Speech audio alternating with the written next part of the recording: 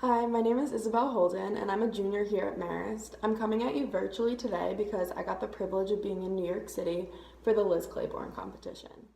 I think as you look at my garments, it's important to note who my customer is because she remains at the forefront of my mind during my design process.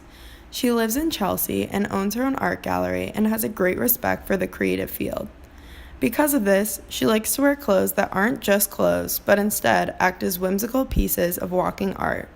Her favorite places to shop include, but are not limited to, Gucci, Prada, Dolce & Gabbana, Alice and Olivia, and Millie. As you can tell, she is not afraid to play with color, print, and pattern mixing.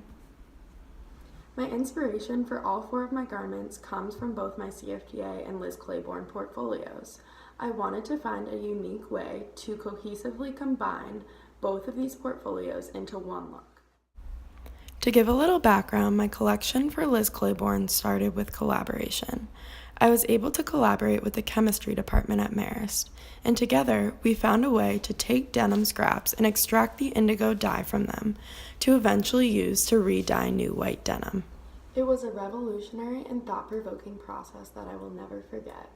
I absolutely loved being totally immersed in creating my own business plan. It was this fully denim collection combined with my idea to use recycled Goodwill scraps from different garments as a patchwork that helped me create the designs for both my coat and jacket.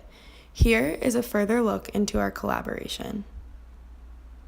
After putting the scraps of denim into a mixture of sodium dithionite, sodium hydroxide, and water, exposing it to heat and agitating the denim, we observed as the indigo dye seeped into the mixture. We then removed the denim from the solution and watched as it reoxidized. We noted the complete color change.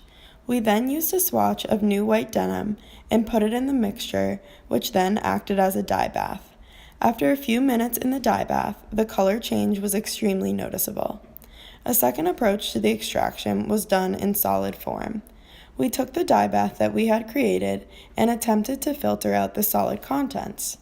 After we did so, we put the filter in the oven and created a solid form of the dye that could potentially be stored and used in the future. Moving on for CFDA, I wanted to do something that would encompass my full design identity. I had trouble at first sketching, so I turned to the mannequin and started draping. I planned to find a way to turn the traditional view of a men's button-down on a woman to something that was completely out of the box, yet still expressed her femininity. I reimagined the button-down into a series of 13 different looks, including pants, skirts, dresses, and jackets. I have found that taking traditional garments and reimagining them is something that I find to be challenging but at the same time thrilling. The garment that I chose to design was a skirt that I originally draped of a blue and orange button-down from Goodwill. I turned to Jared to discuss the possibilities of how I could make it come to life in a more practical way. So, in front of you, you see a fully lined 8-gore skirt with mock-up sleeves inserted into the seams, as well as a collar waistband, patch pockets with hidden welt pockets underneath, and a front button placket.